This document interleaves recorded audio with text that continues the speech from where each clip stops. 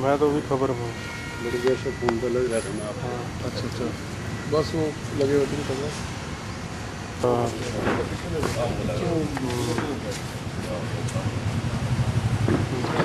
आज आप यहाँ आओ चेयर नहीं आओ।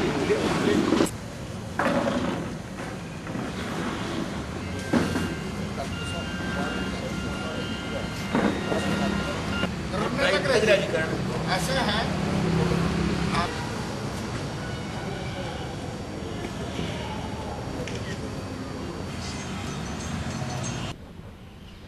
हरियाणा में जाटों ने अपने आरक्षण के अधिकार की लड़ाई लड़ी। माननीय गृह मंत्री श्री राजनाथ जी ने हमारी समस्याओं को समझा और समझ करके हमारे जाट प्रतिनिधियों को बुला करके केंद्र में और हरियाणा में आरक्षण देने का ठोस प्रस्ताव रखा, जिसका हमारे जाट प्रतिनिधियों ने प्रशंसा की। और गृह मंत्री के आश्वासन के बाद हमने 21 तारीख को अपना आंदोलन वापस ले लिया। इस आंदोलन में जो व्यक्ति शहीद हुए, जिन व्यक्तियों के जान माल का नुकसान पहुंचा,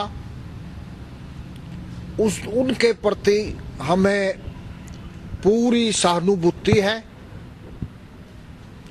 जिन व्यक्तियों ने जान माल की नुकसान पहुंचाया,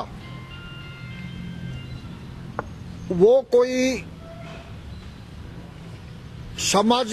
ठीक सामाजिक तत्व नहीं, बल्कि उपद्रवी है।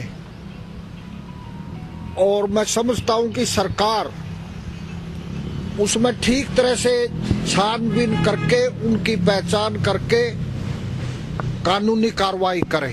आंदोलनकारियों द्वारा ही जो है नुकसान पहुंचाया गया। सोनीपत में आंदोलनकारी बैठे थे जाम लगाए हुए और 2 दिन से उन्होंने ही बसें जलाई गई थी, जो रिपोर्ट भी आई है सामने। ऐसा है साहब,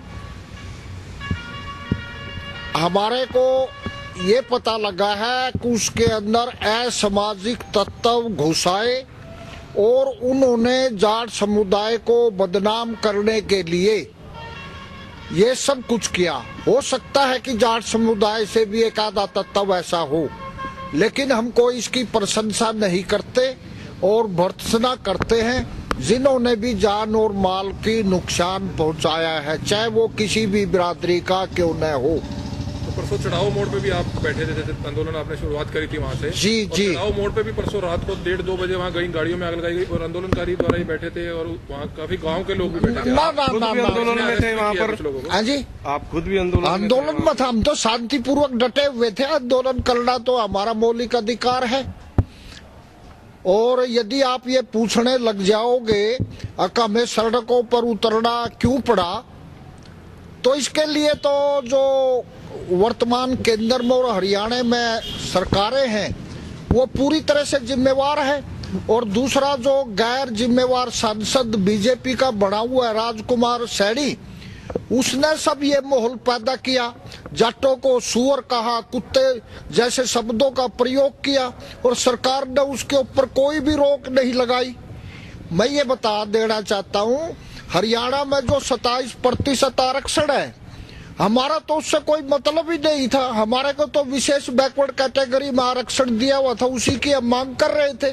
सैनी साहब को क्या जरूरत थी कि भाई ओबीसी ब्रिगेड खड़ा करने की, जाटों को सूर और कुत्ते बोलने की। देखो एक वीडियो ले रहे हैं, उसमें उसको मां बहन की गालियां दी जा रही। देखो ऐसा है, फिर ऐसे शब्द बोलेगा तो कौन शायद करेगा ऐसे उसको। वो तो एक सांसद है, उसको तो अपने सांसद की पद की गरिमा रखनी चाहिए। ठीक है, किसी व्यक्ति ने उसको भी कह दिया होगा, उसको कहने में तो फिर एक क्या रज की बात है ऐसे आदमी को सुना दी जाए तो उसको रोकने के लिए। सरकार ने कारण बताओ नोटिस दिया, वो देरी से दिया है। पहले भी मैं तो साहब ये कहता हूँ, 1.25 साल से सांसद सैनी गैर जिम्मेवार भाषा का प्रयोग कर रहा था। केंद्र की या हरियाणा की सरकार ने उसके खिलाफ कोई कार्रवाई नहीं की। उसने सारे समाज के अंदर एक जहर घोलने का काम किया, जो कि इस आंदोलन का मुख्य कारण बना। और ये इतने उसको तो बिल्कुल निष्कासित तो कर देना ही चाहिए।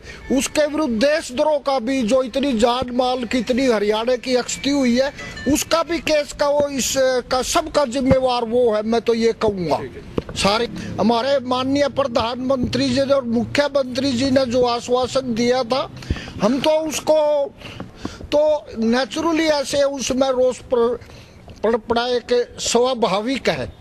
और हमारी तो देखिए जो एक जिम्मेवार कौम है, सीमा पर खड़ा होकर के सारे देश की रक्षा करते हैं। हमारे जाटों के, जाट सिखों के बच्चे खेत में अनाज पैदा करके जो सारे देश का पेट भरते हैं। जब सबको आरक्षण मिला हुआ है और अहीरों को 20 साल से मिला हुआ है, तो एक तो हम सारे समाज में भाईचारे की, शांति की अपील करना चाहते हैं।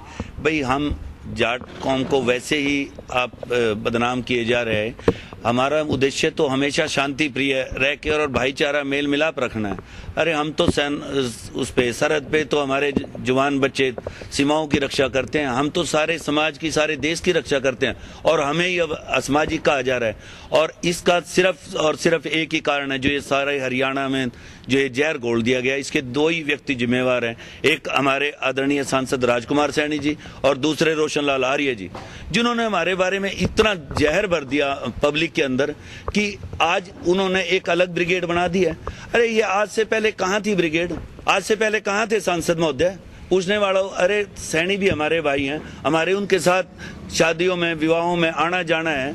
तो फिर ये वैमनस्य की भावना सिर्फ इन 2 आदमियों ने भरी है। तो जवानी जंग थी, जवान तो धरातल पे जो है ना, धरातल पे ऐसा है जी, मेरी बात सुनो, कब तक इसको बर्दाश्त करेंगे? 20,000 करोड़ का नुकसान हो चुका है। 20,000 करोड़ का नुकसान है। मैं तो सरकार से ये प्रार्थना करूंगा कि इस रोशन लाल सैनी और ये आर्य, इन दोनों से इस सारे की भरपाई करी जाए और इन दोनों के खिलाफ देशद्रोह का मुकदमा दायर किया जाए।